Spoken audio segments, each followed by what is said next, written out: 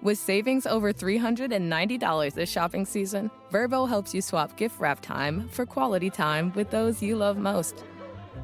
From snow on the roof to sand between your toes, we have all the vacation rental options covered. Go to Vrbo now and book a last-minute week-long stay. Save over $390 this holiday season and book your next vacation rental home on Vrbo. Average savings $396. Select homes only. You're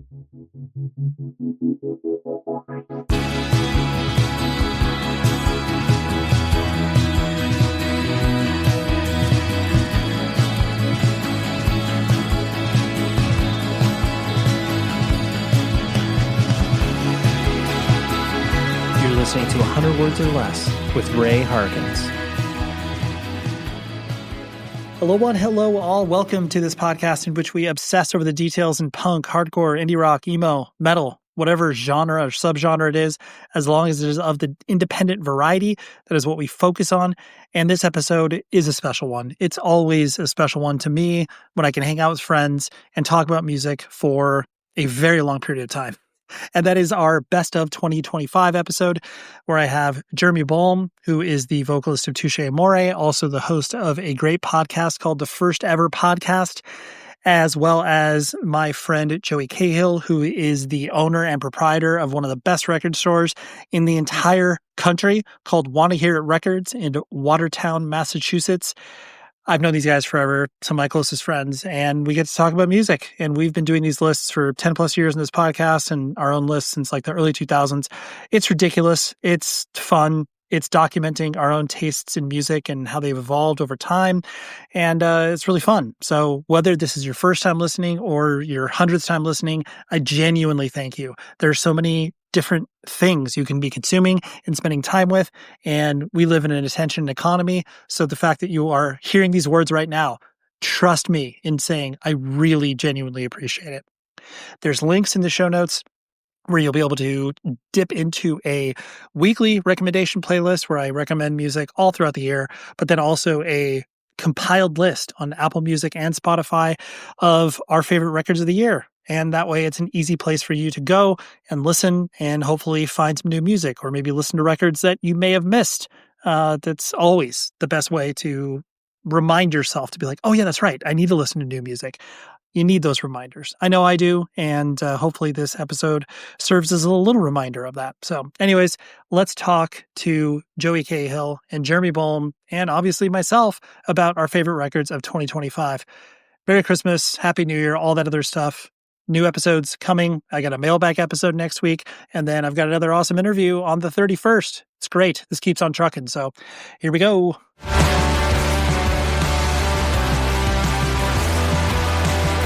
Okay, gentlemen, we start this off every beautiful year talking about our music listening habits, our record purchasing, our anything that has changed from year to year. And I would love to kick it over. I always do Joey first, but Jeremy, what have you noticed about your music consumption, record consumption, anything that's changed year over year that you would like to share? God, I just know I repeat myself every single year. And nothing has changed, Ray. Nothing has changed. I guess I think this was actually said last year because I think Joey and I talked about this where the only added thing now is that I listen to records as I price records in Amoeba. That's like the only thing that I guess is different. But it's like it's never anything new because the people who, I'm pricing 90% garbage. So it's like, I guess I'll throw on, this Elvis Costello record for the 40th time. Not to say he's garbage, but just that's usually in the used bin. So you can only listen to what's there. Exactly. Gotcha. Like, I mean, there's no Bluetooth speaker. It's just a turntable, Actually, to be honest with us, a lot of us probably just have our headphones in at this point. I was going to ask, like, do you need to have the sort of consensus, so to speak, of like, okay, this is a record that's not going to bum everybody out in my general vicinity? I just try to do that out of respect anyway. Like I'm not like if we got like a, death metal record in, I'm certainly not going to put that on back there just because that's just not the energy and everyone will just immediately put their headphones in anyway. I guess the only thing that's happened in my listening habits is I'm an audiobook guy as of this year. So, Oh, interesting. yeah. I tried. I don't think it's for me. I tried. It was weird. What book did you try? I don't remember. It was some like Michael Crichton book, R.I.P. But it was just like, it was weird being like, and then this, and the person was like doing voice. I don't know. It was not for me. I'd rather just, I got a Kindle this year, so that's my reading. It's so funny. I like that you said that because I brought this up where I listened to like one of the first books I listened to was Heat 2, right? And it ripped. I've read that. Yeah. Ooh, it totally ripped. It ripped, yeah. So the audiobook is one guy doing it. And Ray, I don't know if you remember, a lot of cultures in that book. And this man did a voice for every culture. And I was like, now where does this lie in the politically correct realm? You know? So that's shocking. I thought that would have just been like flatlined where it's like, maybe slightly different voices. Truthfully, one of the most engaging audio books that I've ever listened to was World War Z, because they had a full cast. Henry Rollins actually reads a part in it. That's cool. It's super cool because it's like Alan Alda, like totally really, really incredible and evocative speakers. So you're just like listening rather than one person's voice the whole time. Or like you said, Joe. But I read that book and I did the voices in my head. So you can do. And then I watched the movie, so I'm good. Yeah, you don't need to revisit. Maybe just Henry Rollins' chapter because that was interesting. But yeah, I mean, in terms of angry, in terms of like actual music, though, like yeah, I mean that's still relatively the same. Where if I'm listening to music, it's usually just on a commute, but often I'm at this point, listening to a lot of audiobooks or usual podcasts, and then at home I like to still listen to music primarily on a turntable. So that's kind of still where I'm at. Love to hear that. Love to see that being consistent. I mean, if there's one thing that we are as human beings, all three of us together, we are consistent. It's true. It's true. It's very true. What about you, Joey? What do you got? Same as perfect. All listen to in the store. Music. Yeah. I listen to, I think maybe in the past year, I've started listening to more stuff. I give everything a listen. That like new record that comes in, give the old smell test, and about 30 seconds in, I'm just like, yep or nope. And, but at least gives me an idea of what everything, you can speak to it from an informed perspective. Yeah. A lot of crap. But, I found, but because of that, I found some stuff that I ended up really liking, that I probably never would have listened to without that.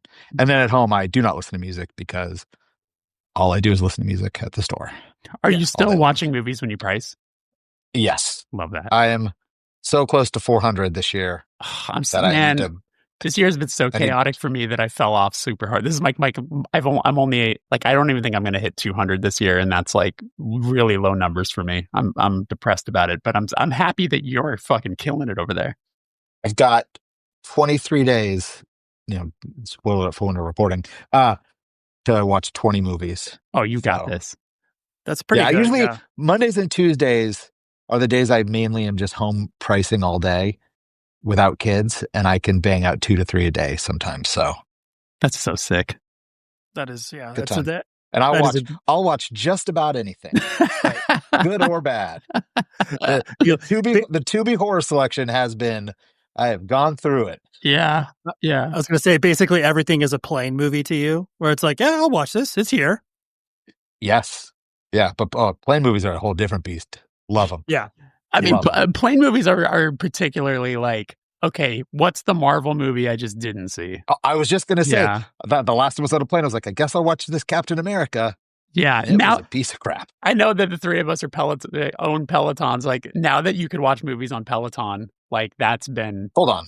What? Yeah, dude. So there's an entertainment section now, so you can choose Netflix, Disney Plus, or AMC Plus. I just got back into it, and I only do pop punk rides. Dude, watch movies. Dude, you can watch The Simpsons. Like, I mean, it but rocks. Does this is maybe a different conversation for off mic, but whatever. Does it show you like stuff? Yeah. But can you like, does it be like, okay, now up your No. It's you're just doing your own thing. So it's a free ride. Yeah, if you just want to do a consistent thing, then you're good. But yeah, you're not it's not like a class thing. You just get a chance to be distracted by watching stuff. So Speaking of plane movies, I only like to watch very emotional movies on planes. I don't know why. Something Just like to is cry in so public. yeah. There's something that's so weirdly cathartic to where I don't know why, and it doesn't even have to be. I mean, this is an example that's like clearly was going to be a cry fest in some capacity. Was I watched Selma, and it was just like and plus in that environment too, like everything feels heightened, and so I mean obviously because you're high, but I just remember being like bawling and people being like, "Is this guy okay?" Like, no, Yeah. racial inequality is terrible, guys. Yeah, that happened to me with We made- Bought a Zoo. Yeah, exactly. I made Nicole watch Past Lives on a plane once because I love that movie, and so she's like, Just divorced as soon as you land. she's like, "What is this?" Like, doesn't care. And then I'm watching the last scene with no sound over her shoulder, like tears in my eyes, be like, "Isn't it so beautiful and sad?" She's like, "What is this movie?" Like, okay, sorry. Like it's not live into another footage. I don't care. Yeah. I mean, at least you now know that Nicole doesn't have a past love that she still pines over. You're in the clear. Does that mean I do? Yeah. Oh, It's me. Clear. It's me. yeah, looks like we just found the thing out. Ray, what about your listening habits? So I have a very bizarre experience this year that I wanted to highlight, where it's like my 14-year-old child has like really just not only fully embraced music, but like collecting vinyl, is very engaged with stuff that I just never listened to. And when I say never listened to, it's like, he's into like Beatles, Zeppelin, that sort of stuff.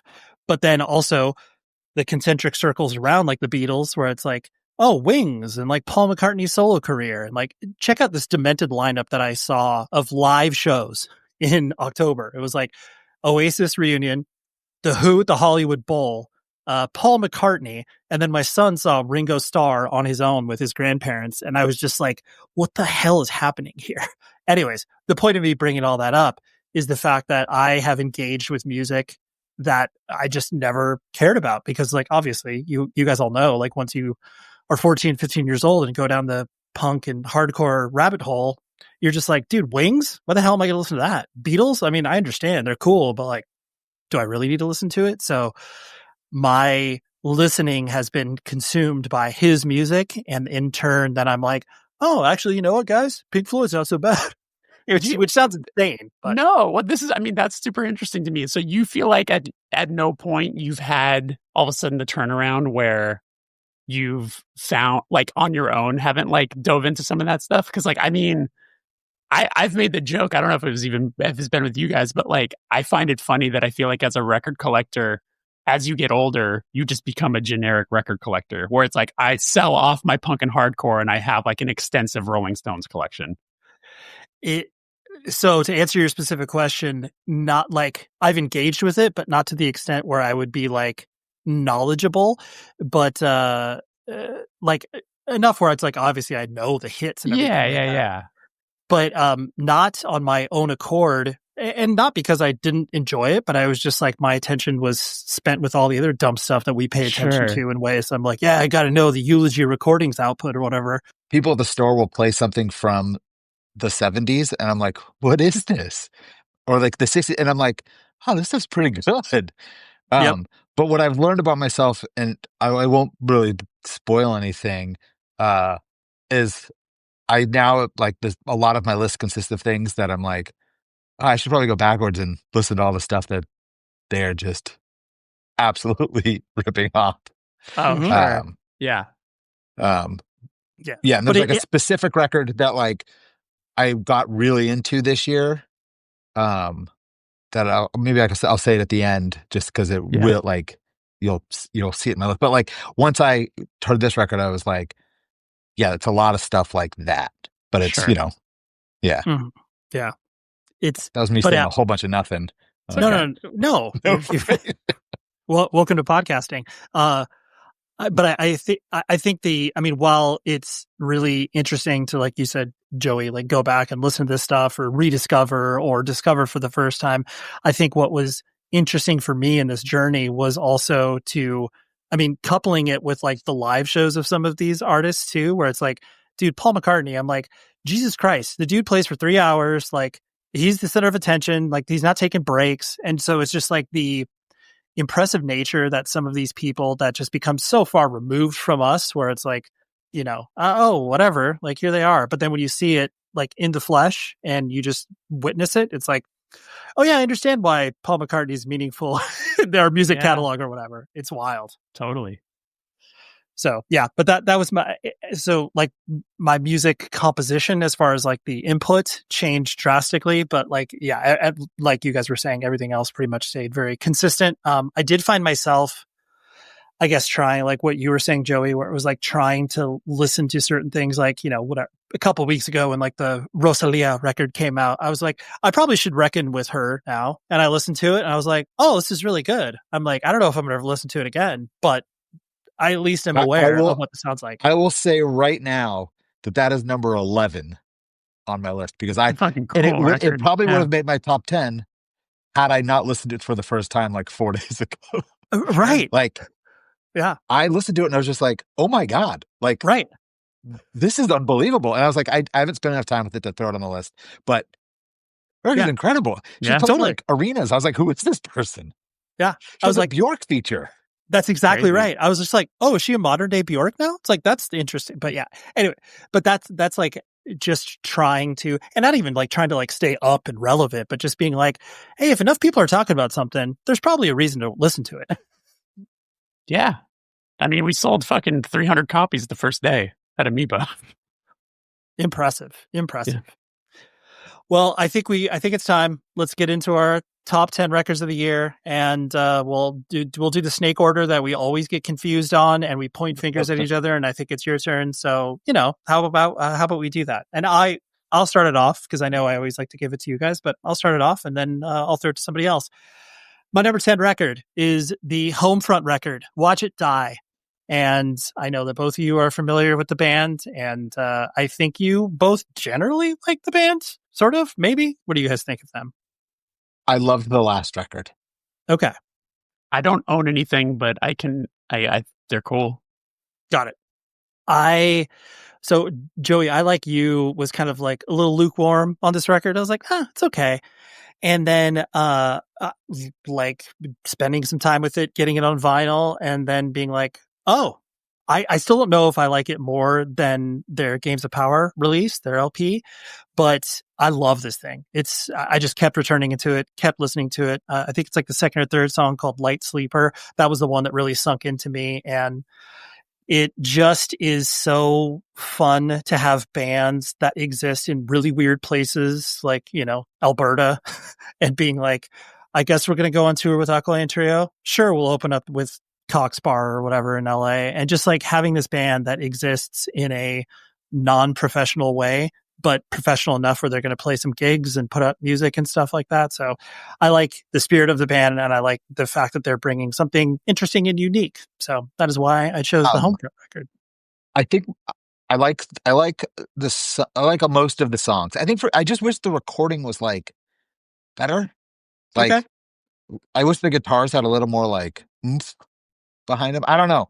It's just like there's something lacking for me, but people seem to love it. And that's awesome. I don't know if you've seen them. I saw them. They played like this like very punk show in Boston and just crushed. Like, they're so good. The synth guy looks like Arnold Schwarzenegger and is just awesome. He's so cool.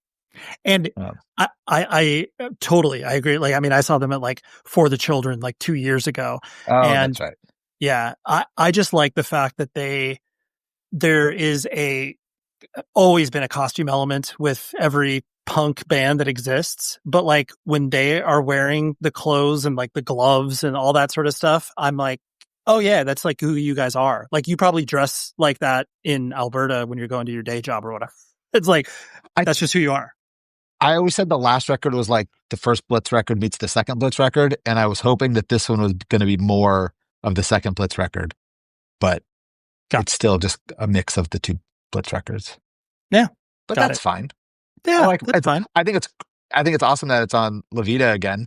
Mm-hmm. I kind of assumed they were going to go I'm sure people were coming at him.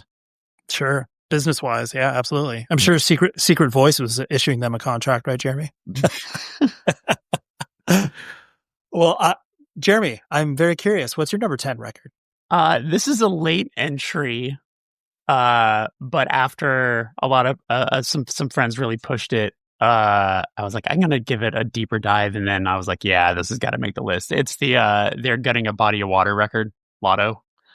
I don't know if you guys. I want to talk to you about that. Yeah, I don't even what's it called? They're Gutting a Body of Water. I've never even heard of this. People call them Tagabo, for short. That's I never heard the Takabo. That's funny. Yeah, Making a note. yeah, They're from Philly. They got a handful of records out. This record to me sounds like everything I like about Alex G through like an incredibly antisocial loud filter.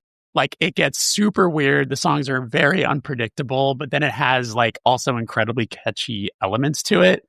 And yeah, I've never seen them or anything like that. I mean, they've been they've been building and building for a while, but this record's incredibly cool. And there's a lot of stuff on it that just kind of perks my ear up a lot. So yeah, I'm excited to actually spend more time with it. I think if I dove in deeper and harder, I probably would have had this higher up on the list, but that's why I just snuck it in at number 10. Hey Ray, your dogs are barking. They are. It's okay. It'll cut through. So I saw them open. I went to that Full of Hell, Nothing, split show that they did. Oh, they were on that. Okay. They opened that up. And truthfully, and no shade to them, I hated it. I was like, what is this? No shade to them. I hate it. But it's like I understood where they were coming from. I just didn't, whether I was not in the right mindset or whatever. I was like, oh god, this is boring. I just want to see Full of Hell, Nothing. So that's more on me than on them. And I listened to the record and I'm like, it's cool. I do agree with you that, and this is something I'm sure we'll bring up on more than one occasion, where it's like, I think so many of the, new gaze, shoegaze, whatever you want to call that genre that exists now, modern shoegaze, so much of it is just vibe based. Whereas like these guys are actually writing songs, which like I listened to the record and I'm like, oh, okay, this is cool. But I'm sure I know all of us have had the experience where it's like you see something live first, and I had never listened to them before, and I was just kind of like, huh. And so then going into listening to the record was hard for me to kind of like forget that experience. Yeah. But but the record is cool. I just didn't. I need to come to it with maybe a little bit a better attitude, maybe. Could be. Yeah. They're a band that I've known the name for a long time because it's kind of hard to not remember that name. Oh, interesting. But sorry, I'm just looking on what label they're on. Oh yeah. Joey's ordering it for the store. Yeah. No, I mean, yeah, I'm almost surprised that no one's bugged you for it at the store, just because they're, hip in their own way. But like that guy Chris Ryan, from The Ringer, like this is his favorite record of the year, and he's the one who like really has pushed it. He interviewed the singer on The Watch, so he's got we got similar tastes and stuff like that. So I was like, man, he fucking loves this record. Like, what am I missing about it? Or what do I need to listen for with it? So now that I've spent more time with it, I see the appeal, and I do, I look forward to diving in even to the older catalog. Joey, what's your number 10? Ordered. I gotta go back to my list. My number 10 is a record called by an artist named Girl Puppy, and the record is called Sweetness. I've heard of it, never listened though. I'm trying to, how do I say this in like a way where I'm not super mean to a lot of people? So just let it rip. Just be mean to everybody. Well, when Boy Genius came out, or like Phoebe, and a lot of people started doing that, and a lot of it are very bad, I think, and not catchy. Like, and I hear a lot of Phoebe Bridgers in this record, but it's like a lot of Phoebe Bridgers in the first record.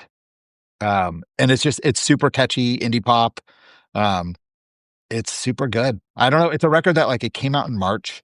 And I just kept going back to it. I really enjoy it. But yeah, I love that it's on Captured Tracks, which like I just love that label in general. It's just a cool bedroom, like, oh yeah, we're just gonna put out this record. Like, do we need to be a really like overly professional record label that like has our whole, 3-year plan? They're just like, no, we really like this, let's put it out. yeah. No, it's I truly just keep going back to it. I don't know much about her. I know there's a record from before this one. I've never listened to it. Maybe I should. But there's like a 2-song like Since April and into the song Beaches. It's right in the middle of the record. And it's like I think everything that this record has, where it's like Since April is like this like louder like indie pop song, and then Beaches is like a lot quieter. And it's I think really like just those 2 songs will give you an idea of what this record is. And yeah, it's great. Are you gonna have only female vocalists this year on your top 10? I will say, pretty stacked up. No, it's close. It's heavy. Yeah. I think maybe if I did a homework project and like went through all your lists for all the podcasts that we've recorded and kind of like percentage it out, I think we'd be like over 50%, if not more. I mean, look, we're very lucky to have Joey, Ray, because if we didn't, this would be not the most diverse podcast, But Joey, he's of the 3 white guys in their 40s that are talking, he does really represent, diversity. Representation matters, Jeremy. So like, yeah, we're absolutely. Joey's doing the hard work. We're indebted to you, Joey. Thank you. Hey, thank you. It's called allyship. Joey has it. Yeah. It is indeed a happy new year when you are shopping with our friends at evilgreed.com. So you go to that website first and foremost, use the promo code best of. It gets you 10% off of your very first order. And it is an amazing purveyor of heavy music, merchandise, and records. I don't care if you're into like super brutal death metal or if you are into, cool indie rock. It's all of the milieu that you are undoubtedly listening to this show for. You like all of that independent stuff, and that is where Evil Greed is just your one-stop shop to be able to get all of this cool stuff, whether it's exclusive colors of vinyl, long sleeves, sweatshirts, whatever it is, they got it. But they have a specific point of view. They're not just opening the doors to any, Tom, Dick, and Harry label. They're working with cool stuff that you undoubtedly are either a fan of already or will be a fan of in like a year. So go to evilgreed.com, use the promo code best of. That is specific for the show. It gets you 10% off of your entire order. And go shopping. They're based in Berlin, Germany, but they ship worldwide, and the shipping rates to us here in the States are very advantageous. So hop on it, use the promo code best of for 10% off for a limited time. It runs out after like a month or so. So please use that code. That way they know this show sent you. Go to evilgreed.com now. Right on cue. Number 9. The band is called Case Oats, and the record is called Last Missouri Exit. It's they're on Merge. It's kind of a group. It's mainly a woman. I believe there's a backing band. Spencer Tweedy, Jeff Tweedy from Wilco's son, I believe is her boyfriend, but he also like produced the record. And I think is in the band. And this is kind of the opposite. A little indie rock nepotism here, huh? Yeah, but like she's not, Yeah, she's not, right. It's she's like talented nepotism by proxy. Right. But see what I love about this record, it's like, alt country, like folky indie rock stuff. But whereas I think so many artists, there's such like a perfectionist behind it, or it's like, I'm trying to be nice here again. There's some things that feel so manufactured and so perfect, and the voices have to be perfect. And her voice is, I love it. But it's not perfect. Like there's like something to it that's like just a slightly off. And I think that's what makes it so special to me is like, it's super catchy, and the songs are like, there's a lot of like fictional songs about murder and stuff, but it's not like, it doesn't feel manufactured. It's like, sounds just very genuine. Yeah. Like where it's like, I didn't hit that note perfectly. Like, that's fine. Yeah, Like, I'd keep rather going. listen to someone who sings, like who sings You from know, their and soul as opposed to like fucking to perfection. Right. yes. Leaves it all out there. And right. Regardless of the and that's, and it was like a friend of mine. I had no idea who this was, and he just like, we send stuff back and forth, and he was like, "Hey, listen to this song," and it was, I don't, like I said, the fire department came to my house today, so I'm not prepared in the slightest. But and that song just like blew me away, and I just like, was patiently waiting for the record to come out. Bitterroot Lake, there we are. And I listen to it all the time. It's great. Yeah. Case Oats. And it's on Merge, and I hope they don't seem to tour, haven't toured a ton. I would love to see them. But, there's a lot of coastal elites, but not making their way to Boston, I guess. It's too working class, Yeah, Boston. Very Midwest. Right. Yeah. Known as the Midwest of the East Coast. Yes. That's New Hampshire. No, that's the south of the north. Sorry to all the New Hampshireites out there. That's Virginia, right? Yeah. Yeah. All right, that's like the north of the south. All right, sorry. Ray. No, I think yes. Is it usually, I don't know what we're doing. Just if it's Snake, then it's me. Then it goes back to Ray. Oh, yeah. But we've done the guessing game before. All right, that makes it easier. So Jeremy. Yeah. My number 9 is the Big Thief record. It's called Double Infinity. It's great. It's goddamn great. I mean, this is just a band that every time they put out a record, I'm excited. They've become like they've actually, in a way, I mean, I don't think they sound anything alike whatsoever, but like in terms of what they mean to me, they've sort of replaced Belle and Sebastian, where I'm like, oh, I just will always appreciate when there's something new, and I know it's reliable enough to where I can enjoy it for at least a time, and they haven't let me down yet. I mean, every record that comes out just feels familiar. And they're always going to do something a little strange, a little more experimental every single time, but it never, they bend it, but they don't break it. They don't go too far this way or too far that way. It's just like a very good, it's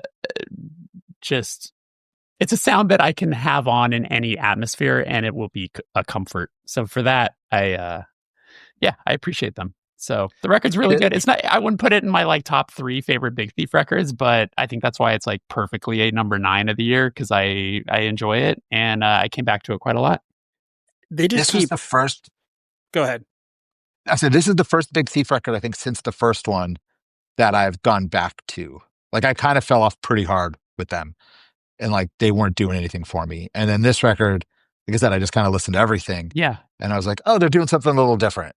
And I actually really liked it a lot. It's funny to go from the first record to this one and be like, they're doing something a little different. Whereas like there has been a absolute growth throughout the years. I would love to make you a playlist, Joey, of like maybe please do 6 or 7 songs of like the highlights of these last handful of records. I feel like you would have a very good time. Please do. I would love that. Yeah. Because I do remember when I put one of the records on the list, your response was a snore sound. So let's recreate history together, shall we? I do like how they the Belle and Sebastian reference is very good, because it's like they expand and contract, where it's like from either a musicianship perspective where they're including different instruments, or they're just being like, oh, this is, I mean, they're never like stripped down, but they are expanding and contracting in a way that feels logical, as opposed, and like following their own, creative impulses, as opposed to like, okay, now we just got to add a freaking, harmonica in here or whatever. I mean, yeah, they occasionally use that, but they love a glockenspiel. They're not afraid of a glockenspiel, Yeah. No, I like that. Yeah. Ray, what about you? What's your number 9? My number 9, a little independent artist named Bon Iver. The record's called Sable He Fable. is an independent artist. He is an independent artist. I mean, literally is building up the, Upper Peninsula in Milwaukee. I'm in the bag for this dude. Like, basically whatever he puts out, I'm going to listen to, but really, really enjoy, even if it's like him, rubbing a microphone onto carpet and him singing over it. I'll probably enjoy that. This record, I would encourage anybody that has like completely dropped off and is like, dude, I'm only listening to like maybe self-titled and maybe for forever ago. This is kind of it's not a return completely to that, where it's like, I'm just a guy in a cabin playing an acoustic guitar being sad. He has a lot of different, production elements to it, and a lot of, there's guests that come on, that sort of stuff, but it's not as experimental and wide reaching as his past couple of records that a lot of people have just been like, dude, you're being way too self-indulgent. Like, I don't even understand where you're coming from. I can barely understand the lyrics that you're singing. This record is very hopeful as well. Like, it feels in complete contrast to like everything that is happening in the world, which I know in one way is like, is this just your head in the sand and you're not paying attention to anything? So I'm going to sing hopeful lyrics or whatever. I feel like it's a nice, balm to all the crap that exists. So it's a nice, it's a nice reprieve from all of that. And I would encourage anybody, like I said, the people who have dropped off, listen to the record, specifically a song called Walk Home. That is a very good representation of it. So yes, Bon Iver record. I doubt that you guys have ever, I know you've listened to him, but did you listen to the new record that came out? Oh yeah. I liked it a lot. Cool. I'm one of those people where like I liked not the last one was maybe a little too much. What was the one before? The 20 a million, whatever that one. I liked that record. But this one I was like, oh, this is what I want. Yep. I haven't gone back to it as much. But I did really like it. Did you see him on SNL with Dijon? I did not know. I know he came on, but I didn't watch him. It's so funny. Like, I just love that he's like, yeah, like, oh, sure, I'll come out and do that. And that also, like, because he's been so successful in making music, like, he can just kind of like come in and do whatever he wants, whether it's like, I'm really going to, I mean, he loves basketball. He's like 6'6" himself. And he's like, I'm going to go really hard at the WNBA team in Milwaukee. And I'm like, that's great. Like, and he's like going to be, an ambassador, like showing up at their games courtside. And it's just, it's cool to see people wield their power for good, so to speak. So yeah, that is my number 9. And I will go into my number 8 record, which is the Lambrini Girls, Who Let the Dogs Out. Have you guys heard of this band? I've heard of the band. I have not listened to the record now. No, it's the Baja Men, Everett Ray. You're not Everett. That's my kid. Yeah. Whoa. Wow. Wow. Thank you. I'm so glad to be your child. Yes. There's actually a documentary on Tubi that you can watch about Who Let the Dogs Out. They literally go back to the origin of the song. And it's Who Let the Dogs Out? They answer that question, and you'll come to find out the Baja Men are not the first people to let the dogs out. So, and I'm not exaggerating. This is a legit documentary, a nice piece of work. So, but yes, Who Let the Dogs Out is the name of the record. But Lambrini Girls, so UK-based act. They're from Brighton, if I'm not mistaken. It has like total punk Le Tigre attitude with like, they're a 3-piece. Little sleigh bells incorporated in there, but they are just like super cheeky lyrics, like, tearing down the matriarchy, talking about sexism, super sarcastic lyrics. Like, what, just as a random example, they have a song called Filthy Rich Nepo Baby. And they're talking about like, a dude who is just like cosplaying as a, indie musician, but his father owns Sony Records. And so he's smashing like $5,000 guitars and stuff like that. So you can kind of understand where the band is coming from, but they're really catchy, but just really aggressive too. Like I know that they are doing headlining tours of the States. Like they sold out the Regent, and like, they're doing pretty good numbers. So it's cool for a band that is actually saying something and singing about politics in a very meaningful way. So I celebrate that record. Hell yeah. I've never heard of it. Yeah, it's cool. Obviously I really like the record. You have to be in a certain mood. It's not just like, I'm going to chill and listen to this record. It's like, it is in your face. There's no artifice. They're not pulling any punches in regards to that. So if it does not hit you the first time, like, try it out again, but it's very, very visceral in nature. So that is my number 8, Mr. Jeremy Bolm. What's your number 8? My number 8 is the Hotline TNT album called Raspberry Moon. It's quite great. It's quite great. Julia's War, that song, is What a song. It is that might, I mean, I would put that in my top 3 favorite songs of the year easily. Same. Yeah, they're super fucking good. And yeah, I don't have a, I mean, I think this is one of the records that are just, we're all in agreement on. It sucks. They May played, come up again. I don't know. yeah, they played LA the same night as another show had to go to, which I was very bummed about because they played at Zebulon, which would have been nice to see them there because it's a pretty intimate environment. But so I haven't seen them, but I very much celebrate this record. I think it's really cool that they're on fucking Third Man, which, you know, I just, it always makes me happy that people who come from, you know, the world, and even though I think they're a little bit adjacent to it, but obviously like they have hardcore affiliation by certain members that have played in the band and stuff like that, that just people from all walks can end up in all labels and all walk, you know what I'm saying? It's just, it's cool. So I like this record a lot. It was one of my early favorite records of the year, and it stood the test of time. Love it. Yeah. Your turn, Joey Cahill. My number 8, and if I butcher this, I'm sorry. Haley Williams. Believe it. We'll get there. Funny enough, this record is by Haley Hendricks and Max Garcia Conover. What of Our Nature? Haley Hendricks, and I think that's how you say her last name. I don't know. So if I'm wrong, you tried. That's what matters, Joey. You tried. Yeah. She's been on for a while. She's put out some solo records, and this is the second like collaboration record she's done with Max Garcia Conover, who I was not familiar with before. But it was one of those records that's on Fat Possum. I ordered it for the store, and I was like, well, I'll give it a listen. And like I was reading about it, and it was like Woody Guthrie, like Woody Guthrie this, Woody Guthrie that, and I was like, okay, like literally every review, every write up is about Woody Guthrie. I'm like, okay, like have I listened to Woody Guthrie? Not really. But I'm familiar with this, familiar enough with him.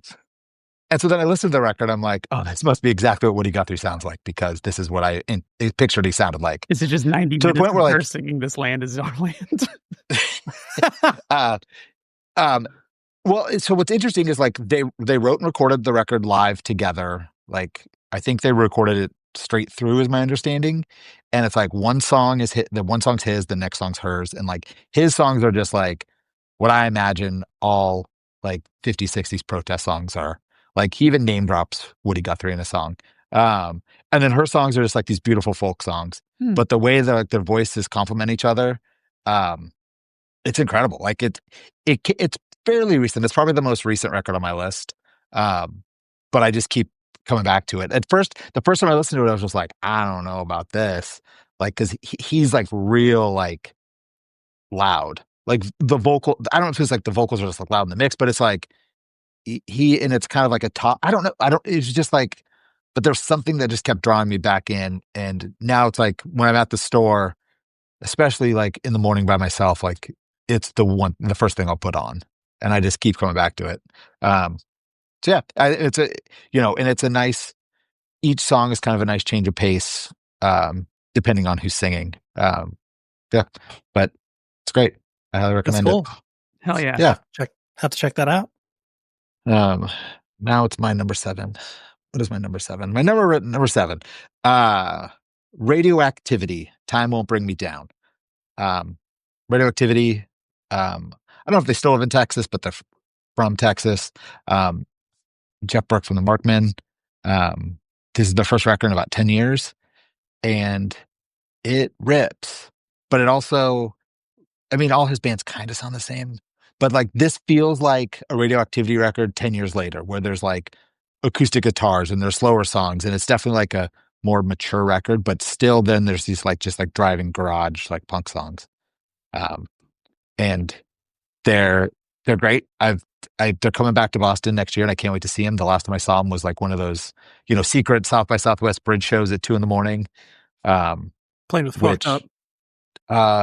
It was them and Narrows. Did Fucked Up play? Fucked Up actually might have played. But it was awesome, and like, but I'm now excited to see them in a venue with real sound 10 years later, and hear these songs live, because I think they'll be great. I had no idea that they released another record. That's really cool. I always kind of put that. I mean, like it's like John Reese stuff where it's just like when he releases something new, I'm lining up, I'm hearing about it or hoping to hear about it, but it's always incredibly consistent. So that's cool. I'm gonna listen to that. And it's on Dart Nap. Like, no need to change what works. So No way. yeah, no, but yeah, I was really excited to see there was a new Radioactivity record, and it does not disappoint. Sick. Love it. What do you got, Jay Bolm?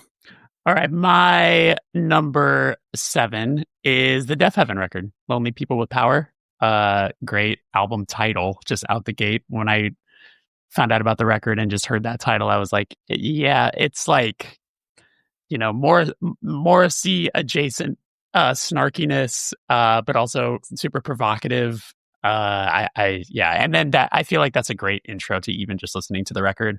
I think that there's something to be said about a band changing their sound and then going back to a similar sound, but I think that this is the best case scenario for this sort of a situation where you could tell that they learned so much with Infinite Granite and applied that when it comes to songwriting to their previous sort of sound. So to get sort of the mix of both is I don't know. I was very I was incredibly welcoming to it. Like as soon as I put the record on, I knew that this was going to be kind of what I hoped that they would have ended up doing, and it's what they did, and it's awesome.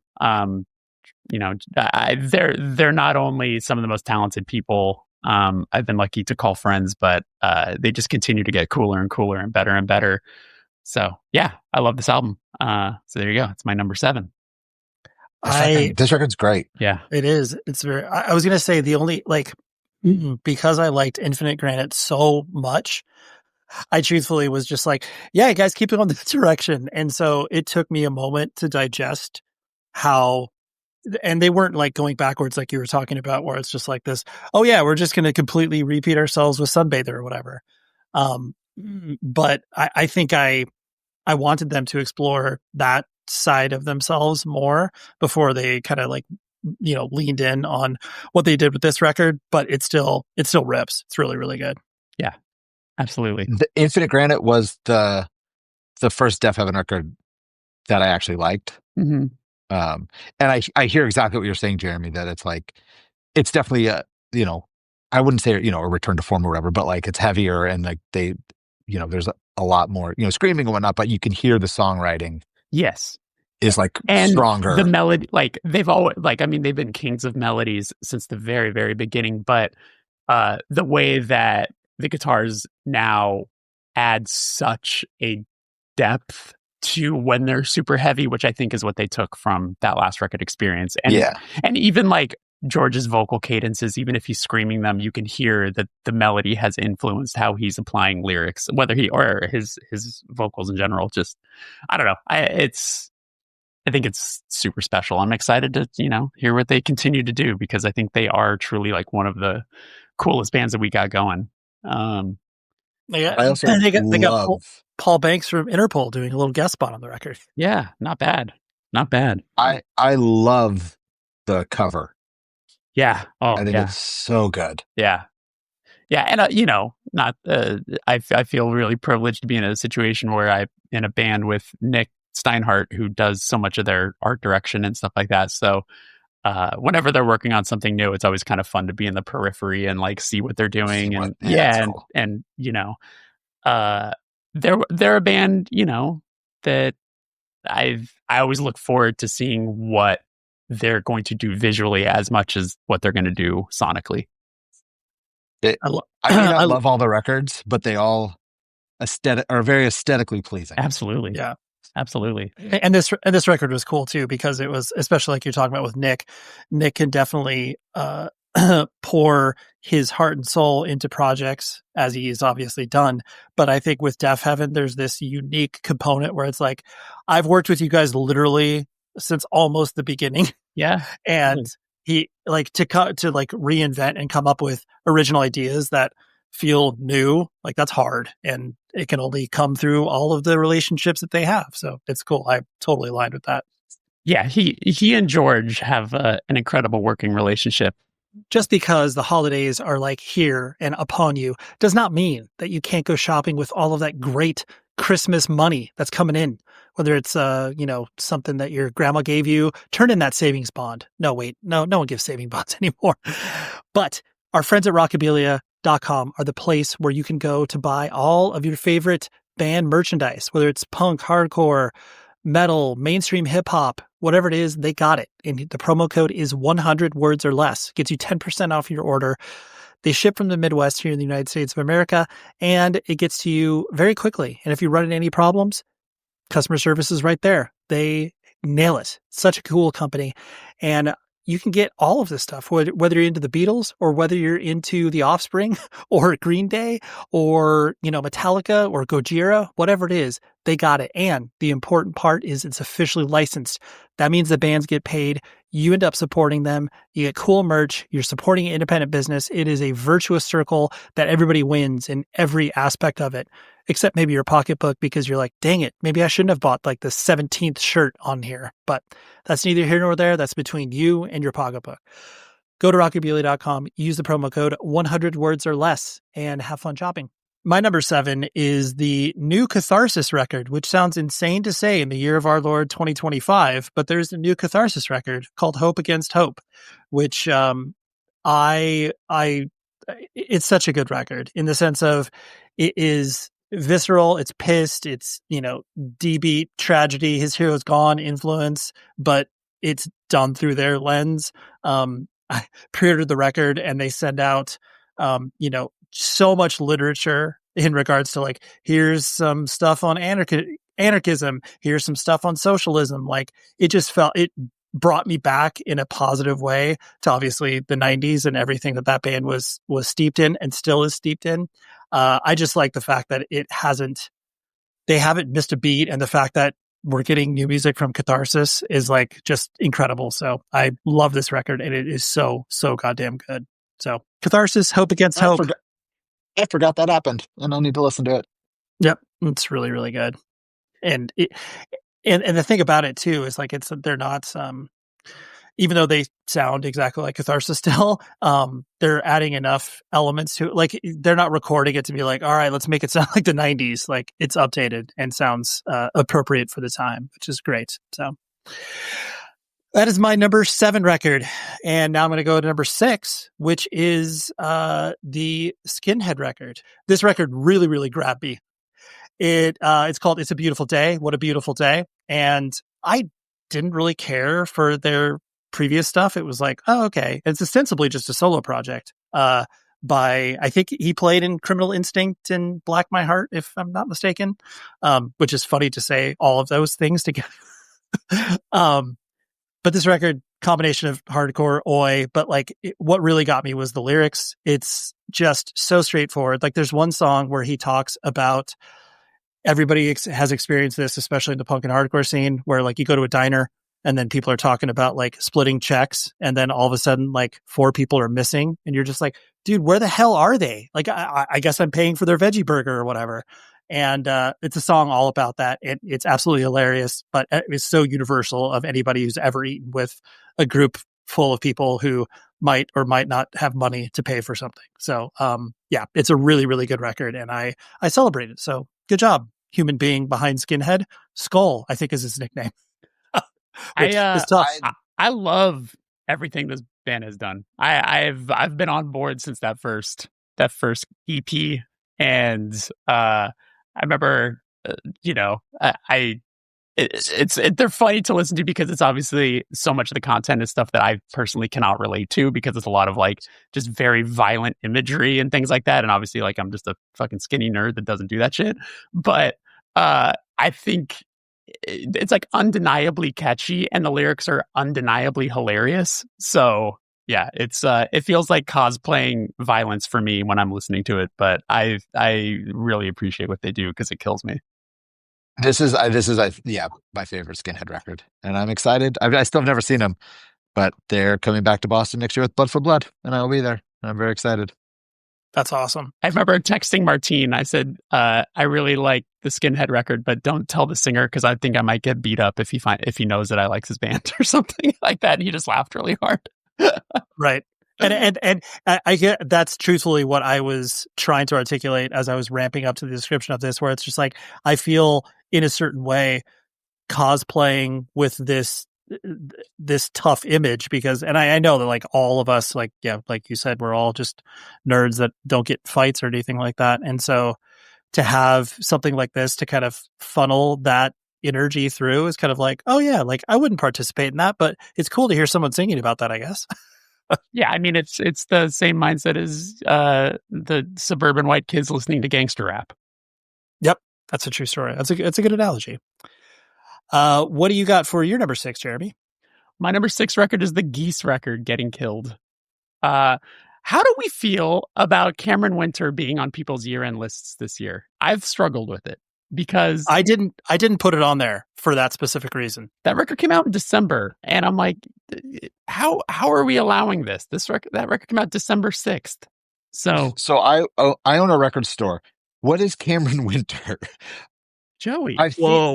The vocalist of Geese. A vocalist of Geese. Wow. Yeah, so he put out a record in December. I special ordered it for someone, not realizing what it was. So we sell only Geese records at this point, I think. But yeah, so he put out a record called Heavy Metal on December 6th of last year. It's got like chains on the front, right? Yeah. And the record is and his picture. Yeah, the record is really awesome. When I first heard it though, I didn't connect with it when I first heard it. Again, it was a Chris Ryan thing where he was like describing it to me, and he was like, yeah, it's like kind of Leonard Cohen-y, and I was like, oh, okay. And then I listened to it, I was like, I don't know that all due respect to Chris Ryan, I don't hear that. Like this, like the vocals are very they can be challenging to someone who doesn't know what they're getting into. But then I think that was a learning lesson for me of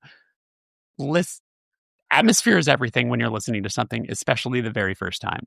I have learned if there's one or two music lessons I've had in my life, that might be number 2. Number 1 is you're never too old for anything.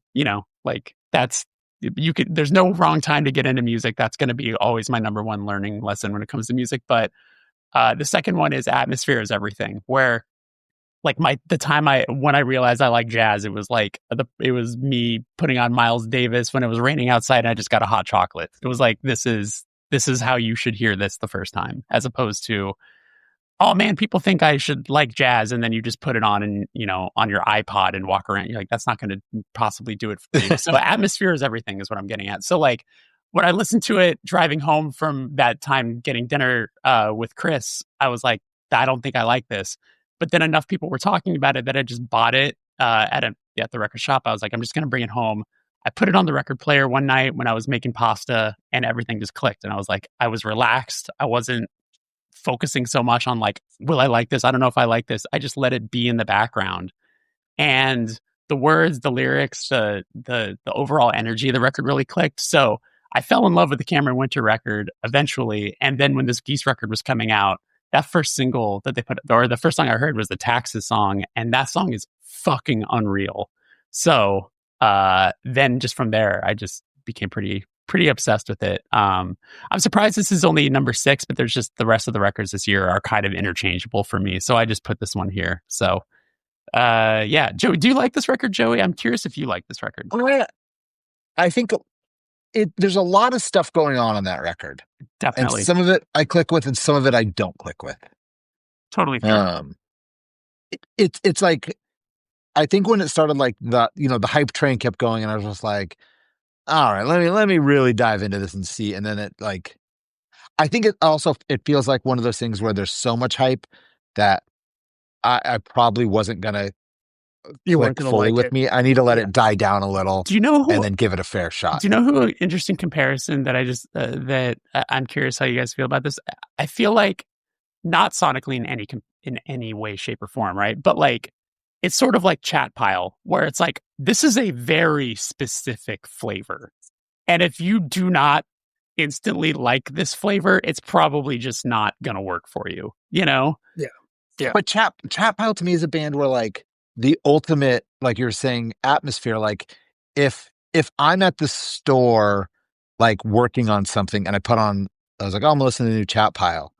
I'd be like, it's not the right time for that. You know what I mean? Like, yeah. that's a record you need to like sit and like truly listen to, like in like a place where you can like spend time with it. And I feel like that's maybe what I need to do with the Geese record is like, I've only really listened to it at the store.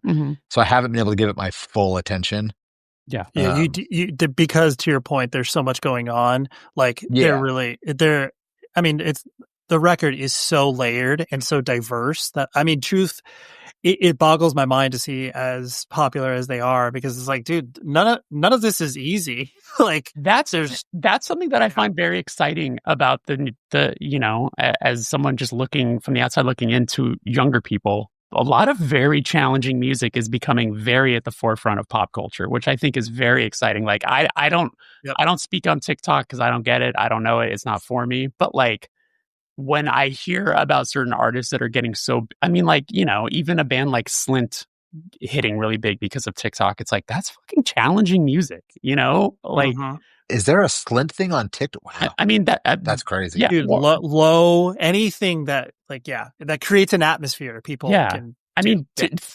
We sell dystopia records hand over fist because of fucking Acid Bath. You know what I'm saying? It's like stuff where you're I can't believe how much Acid Bath we sell. That's what I'm saying. It's just like the stuff that I am shocked that this is what kids are into. Like genuine children are buying Acid Bath records. And I'm like, God bless, I just have to say, I didn't know what Acid Bath sounded like. I just knew the artwork. Yeah. And so I was like, I'm going to put this on, expecting it to be just like this crazy record. I was like, it's just like a slightly heavier Alice in Chains. Like what? Totally, yeah.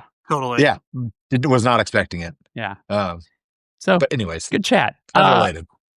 Joey, what is your number 6, right? Yeah. 6. Yeah. So my number 6 is bringing it back. It's been a few years. The Beths. Straight Line Was a Lie. All right. There's Joey. Great record. I was very early on the Beths. The Future Me Hates Me is I think still pretty incredible. And then the next 2 records were good. Like it's just a lot of the same stuff. And this is the record I've been like really wanting from them, where it sounds like the Beths, but then there's like, it's just different enough where you can like, there's growth. And I don't know, I love this record. The Mother Pray For Me and Till My Heart Stops, like those 2 songs are just gorgeous. Like it's so good. I love all the shine they're getting too. It's just it's so cool to see the band like just gradually grow and grow and grow, and like now it's like, oh yeah, we're playing the Wiltern. Cool, great, love it. Yeah, like it's so cool. Like I mean, the first time they played Boston was like this literally 150 cap bar, and it might have been sold out, but like, and now they did 2 nights at the Royale, which is like 1,200 tickets a night. It's like it's awesome. And they're from New Zealand, and they're like they do that well over here. But yeah, this record, it's all I wanted from the Beths, and I love it, and I'm very glad to have them back on the list. Beautiful. What's your number 5? I got to go back to that list. Number 5, Hayley Williams, Ego Death at a Bachelorette Party. This record's incredible. The only reason it's number 5, I bumped her a spot because the pre-sale for to get tickets to her tour was such a nightmare that I'm mad, and so she got docked a spot. She got penalized. It was the most poorly run ticket system I've ever seen, where you had to like register for a code, but they sent everyone a code. She's like House of Blues here. It holds 2,200 people. I was 38,000th in line.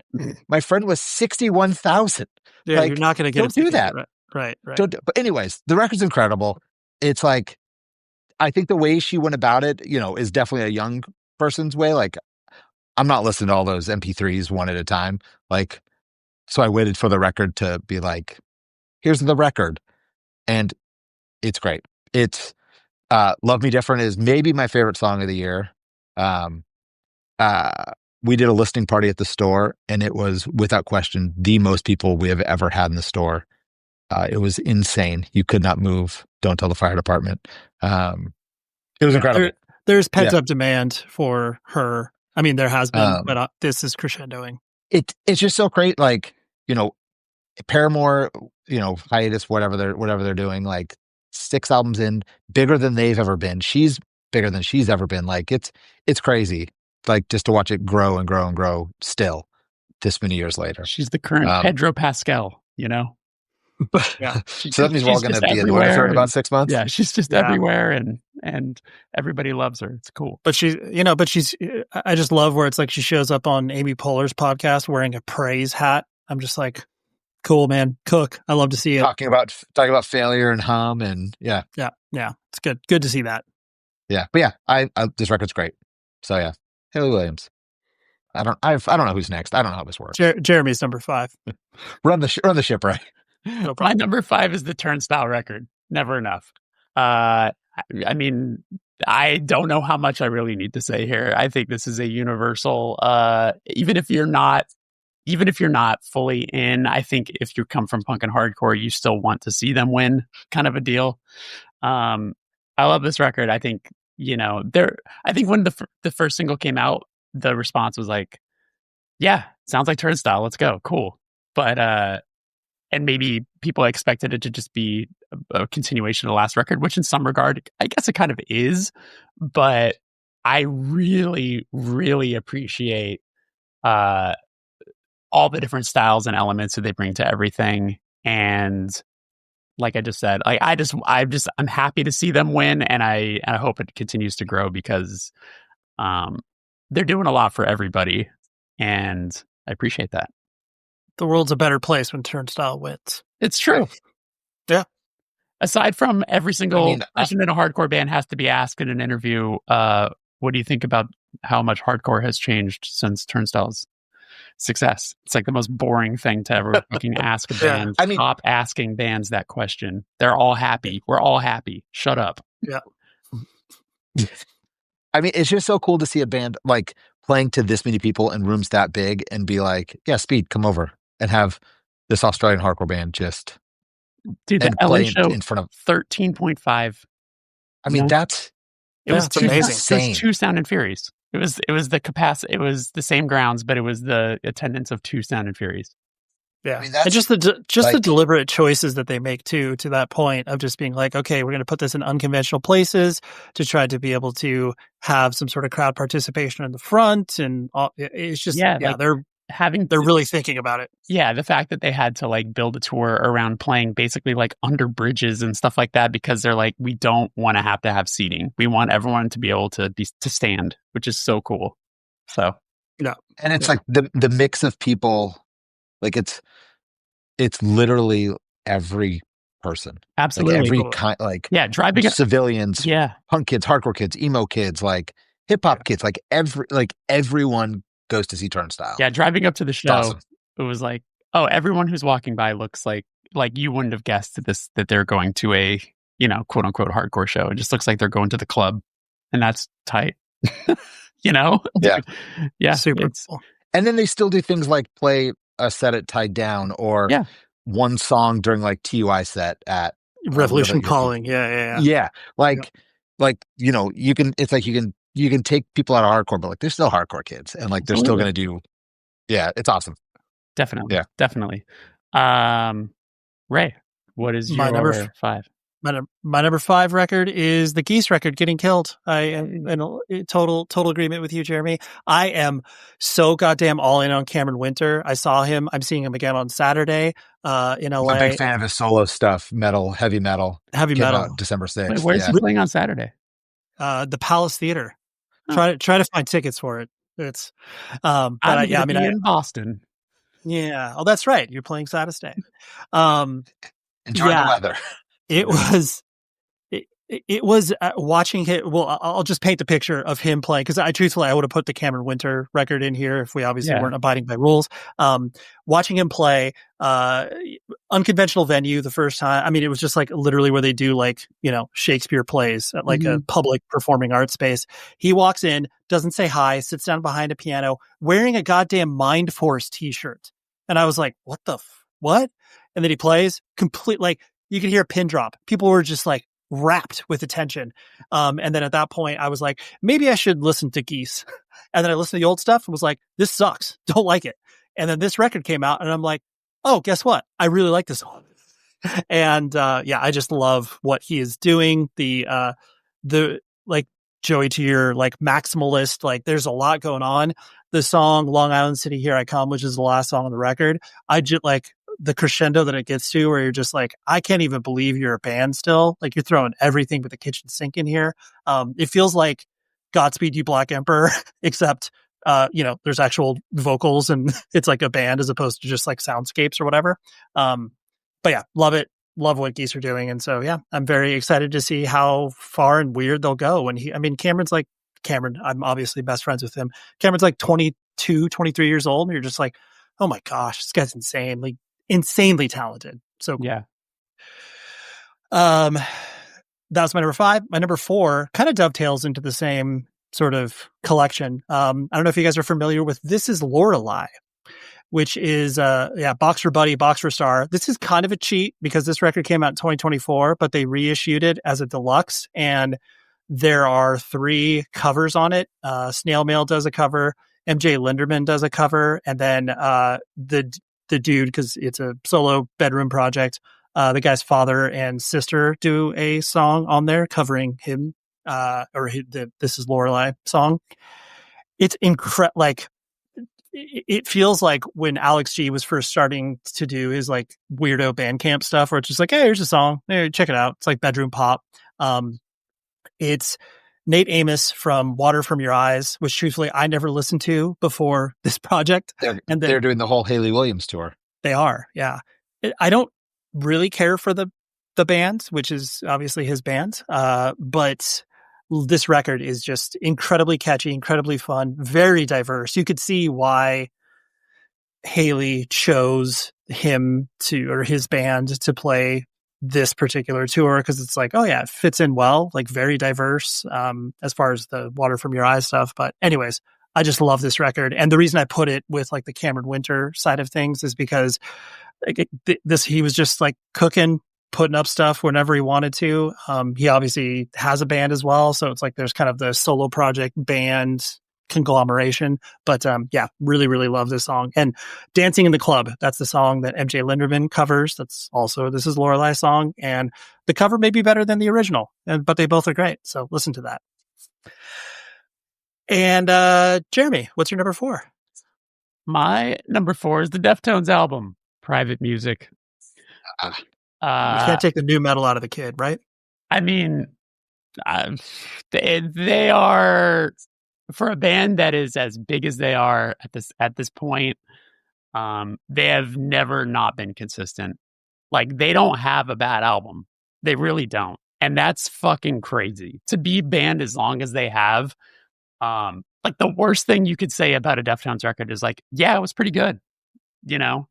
Yeah, like that's Gore. Like, Gore's pretty good. Yeah, Gore's pretty good. Yeah, Gore had some good songs on it. You wouldn't throw any of those records out to be like, oh man, just don't listen to that. Yeah, you're like, Ohms, no. Yeah, you wouldn't say Ohms sucked. You'd be like, oh, dude, some really good songs on it. Ohms made my list the year it came out. Yeah. I honestly forgot about the Deftones record, which is yeah. So yeah. So I mean, it's when the first single dropped, it's just like, yep, that's it. You know, we've talked about this in the years past, but it's like there are some bands that, the nostalgia sort of sound is like fucking climbing in a warm bed. It's like taking a hot bath. It's just like, yep, I want to be in this. I want to be around this. If you don't know what to put on, you could always just put on the new Deftones record. It's one of those situations. Yeah. I mean, it's crazy. Like, the Deftones are, I mean, even further in their career than some of the stuff we've talked about. And I would say are the biggest they've ever been. Absolutely. Oh, hands down. Hands down. They did a sold out US arena tour with not supporting a record. And it was just like, they played the hits. Yeah. And it was incredible. Yeah. And they're like, oh, and now here's a new record. Yep. It's like, they're killing it. It's so cool. They're absolutely killing it. They're absolutely killing it. And the marketing around the record too, the graphic, like everything they're doing is just like, hey, great work, guys. Yeah. Who knows? Even as someone who fucking hates snakes, I gave them a pass on it. I mean, and their anti-vax flat earther guitar player is the coolest looking person on stage. He's so cool looking. You think he's cooler looking than Chino? No, I mean, Chino's like the best looking. Yeah, person. come on, man. but the way I forgot his name, he just stands there and doesn't really move Carpenter. and just has a fan blowing on him. Yeah. God bless. It's so cool. Yeah. And maybe the earth is flat. I don't know. Yeah. I don't know. Maybe he's right. Yeah, jury's out on that one. Also love that they're taking out drug church in Europe. It's fucking awesome. I mean, it's like they took up Fleshwater in the US. Like, yeah, it's cool. Like, you know, I feel like they do cool things. Yeah. Another band that's like, you know, came in a roundabout way from punk and hardcore, and there's always still a little bit of that in them. Totally. I mean, yeah. Pretty soon we'll see a one-line drawing opening for them. My number 4 is Spiritual Cramp. Rude. This is the first time I listened to this record, and this, you know, I was like, I don't know, maybe it didn't hit me the way the last one did. And then I kind of did a little more like looking into it, and I was like, oh, they recorded with John Congleton. Like, that's super interesting. Like, he's definitely way more like polished and indie, and, you know, and then I just was like, let me give it another listen. And it kind of with all of that in mind, it just kind of hit me. Mm-hmm. And I love this record. I keep going back to it. I think like there's still the songs that are like, it's Spiritual Cramp. But then there's just like some really interesting stuff on there. I mean, the song with Sharon Van Etten, I think is really cool. Yeah, I don't know. You know what an interesting comparison? I asked if he was a fan of it or if he listened to it, and of course it wasn't. But do you know what I hear a lot in this album? White crosses. What? The Against Me record? Yeah. And you know what's funny? That's my favorite Against Me record. So Same. There's a lot of similarities, and it just happens to be, it's just obviously a circumstance, but like with the sonic sound and also a lot of the woes and the ahs, you know, like that sort of choruses and things like that. I think that's what I like about this record, where I was like, oh, it sort of scratches that itch that I have not had for several years of like a record that sounds like that Against Me record. Yeah, it's just a little bit slicker. And I love it. And they're the band that's coming to Boston with Radioactivity, and I cannot wait for this show. Hell yeah. Like, I can't wait. Because I think Spiritual Cramp is the coolest live band. They're great. And it's cool that they're doing like these bigger tours. And I hope that, you know, these people, like, everyone comes out to see them because they're the best. And I want them to be the biggest band in the world. Same. From the roots. So yeah. Yep. Spiritual Cramp. So yeah. Now it's my number 3. Mm-hmm. Hotline TNT, Raspberry Moon. That all I'll say, because we've kind of already talked about it, is besides all of the horrible things around Spotify, they're part of the reason that was like, I'm going to leave Spotify because I want to listen to this record whenever I want to. And they took the record off, and that's cool. Absolutely. Yep. I like that, you know, they're on being, you know, on a bigger label, and obviously digital means so much to these labels that they're like, that even, you know, they're like, yep, pull it. And I think that, you know, it's awesome. Good on Third Man. And yeah. So, you know, now I'm on the cool independent streaming service of Apple Music. Yeah. Tidal. I understand. But yeah, I mean, this, and also one more thing real quick. Like, the last record I thought was cool, but this one, I think because it was a little more collaborative, I think is just so much better. Yeah. And yeah, I love it. I have not seen them. I would like to see them. Yeah. Sick. Hotline TNT. Jeremy, you're number 3, dog. My number 3 is the Matt Berninger record, Get Sunk. So good. Yeah, man. Hey, look, I'm nothing if not myself. I didn't get a national record this year, so I got a Matt Berninger solo record. I did like his previous solo record, but it didn't stick with me as much as this one did.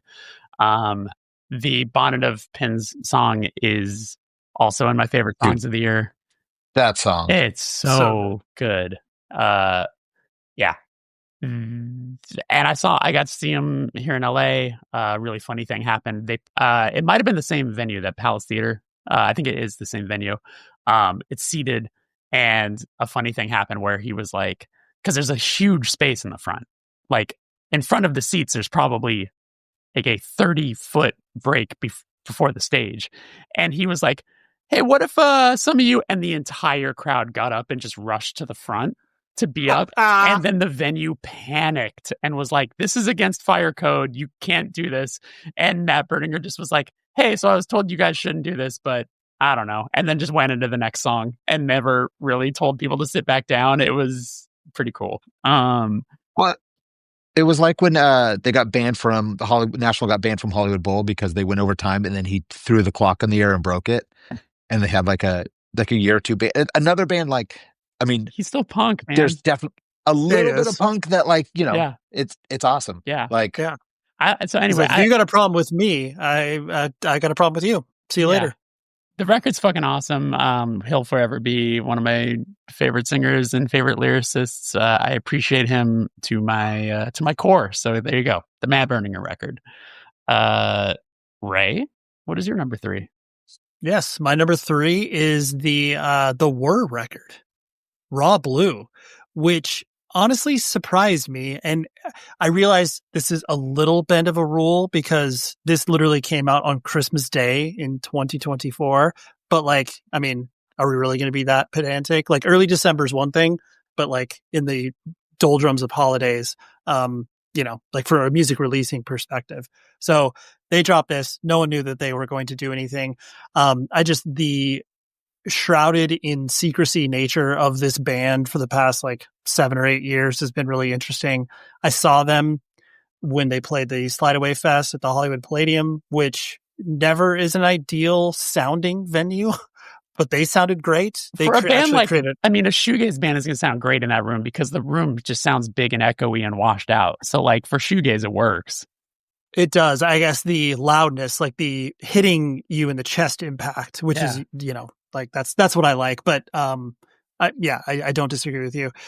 Anyways, the kind of going back to what we were talking about with like the, you know, new gaze, shoegaze, whatever. Like so many bands are creating a vibe with their records, but like they're not actually getting to any songs per se.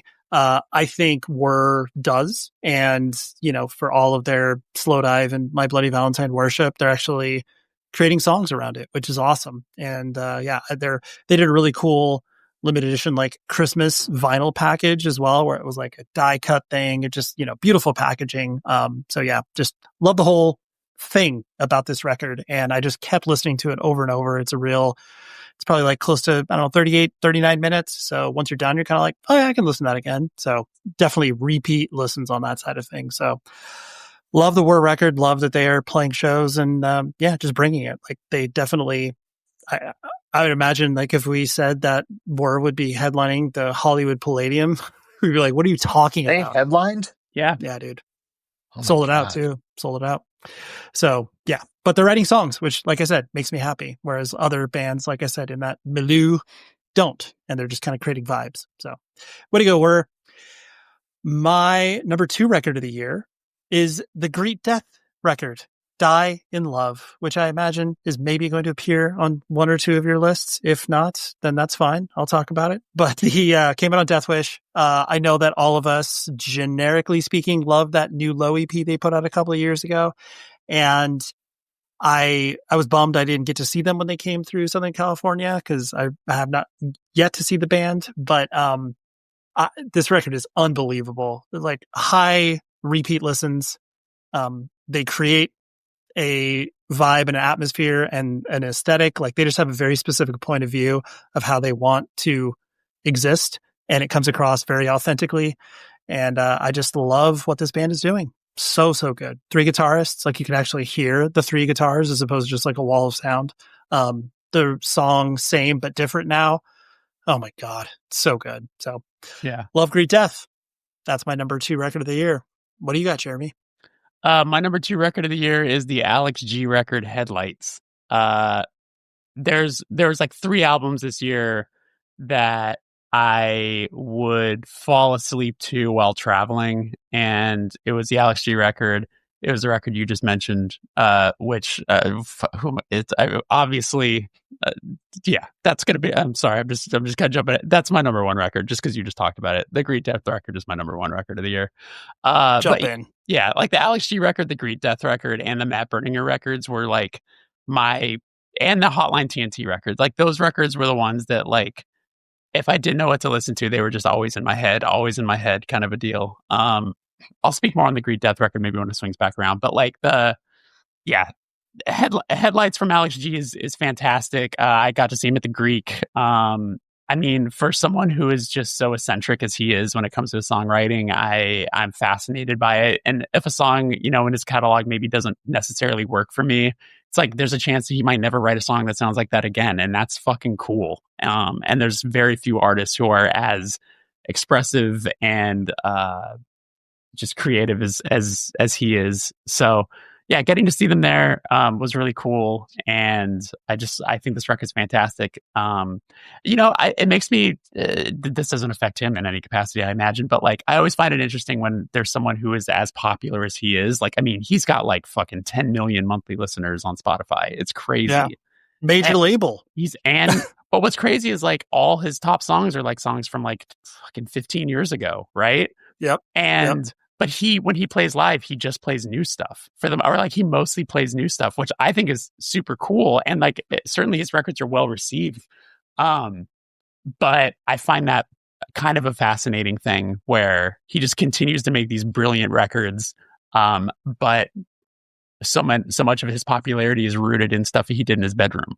It's just interesting. I wonder if he cares about it, thinks about it at all. Like if I ever. I've been around him a few times, and he's an incredibly sweet person. But like, if I ever interviewed him, I would try to find a really not offensive sounding way to ask that question. Because it could sound reductive to ask that, right? But I am kind of curious sometimes to ask someone who's in that position if they even think about it. But anyway, he headlined the Greek 2 nights. Yeah, California, he's huge. Man. Or LA. I think he played like Roadrunner, which is like 35, but like, man, LA's a wild place. Absolutely. Yeah. He did 2 nights here. I mean, he's also played like, I think he's been on 8 late night shows in the last like 3 years. Like they just did it again the other night. It's absolutely crazy. So shout out to Alex G. Joey, what is your number 2? Is it my turn? Yeah. It's my turn. Yes, it is. My number 2, if I'm anything, I'm always consistent. Number 2, Clips. Like God sort them out. Almost made my list. Almost made my list. If you don't have a hip hop record on your list, I would be wondering what you're doing. This could have been my number 1. It's if anything, it's like a 1B. We'll say whatever. It's number 2. Clips is back. First record in like 16 years. And it's incredible. Malice is back. Why did I just forget who's the producer? Why did I forget his name? Pharrell. Yeah. That guy Pharrell. Big hat guy. The first time in like, God knows how long Pharrell's made good beats. Like it's just everything about it's so good. Pusha T is maybe my favorite lyricist. He's funny. He's just angry. The song with Kendrick Lamar is this final lap, like victory lap of, just stomping on Drake's corpse. My God. And it's so good. Like it just makes me so happy because Drake sucks. But this is everything I wanted it to be. The high bar of this potentially being like the corniest thing ever from like the Cause artwork. Like there's so many things where it's like, dude, this sucks. But like they avoided all of those pitfalls and are just like, no, it's really good. I was so shocked that Pitchfork shit all over it and it didn't make any of those years. It's so crazy to me. I'm like, this just feels like just clickbait to shit on this record. Yeah, because this record's a no-brainer. Like, yeah. Malice is great on it. Yeah. Pusha T, I mean, sure, there's the line where it says yellow diamonds look like pee-pee. Whatever. Not everything's perfect, Yeah. No. But like, it's. I mean, the first song being about their parents, it's heavy, and then going right into Chains and Whips. Like, God damn it, it's so really good. Yeah. Nas's verse is great. Like the beat changes they do, it's so good. I'm the most bummer was being out of town when they played Boston because I would have loved to have seen them. Yeah, they did the signing at Amoeba, and I was sad I wasn't there that day because I would have wanted a record signed or something. You got your VIP access there? Yeah. No, actually, you don't. If you work there, they don't give a fuck. They're like, get in line. You're like, well, at least I'm here. So Yeah. My number one record of the year is an artist by the name of Ken Pomeroy. And the record is called Cruel Joke. I feel like what I do now every year is I name something that and get those looks. Yeah. Speaking of Pitchfork, yeah. their number one record of being that was like, so it's just on Bandcamp. Yeah, it's not even been released. No, she is a Native American from Oklahoma, and she's been writing songs for a while. She put out a record a few years ago, and then a few years back, she had a couple like unreleased songs end up on that show. Reservation Dogs. That's it. And people were like, how do I find these songs? And they did not exist. So this record, it's on Rounder Records, which is, I mean, it's very more country leaning. It's kind of like, there's parts of it that remind me of Julian, but like a countryer Julian. And this record is beautiful. It's devastating. A lot of songs about dogs that are really sad. There's a song with John Moreland, which I forgot what it's called because my smoke detectors didn't shut off, so I couldn't write things down. But like them together, their vocals, it's so good, and it's just stunningly gorgeous that I never would have checked out. Mutual friend Sammy Bagley posted a song on like a story, and I was like, well, I got to listen to this, and I just instantly fell in love.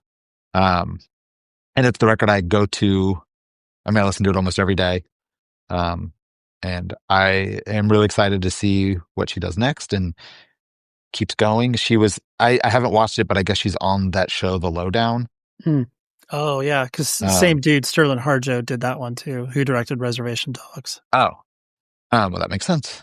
Yep. But yeah, that's my number one record of the year. And it was like, I could make it clips, but this just, my heart of hearts, Yeah. this is my number one. You got it. You got to go with your heart, Joey. Yeah.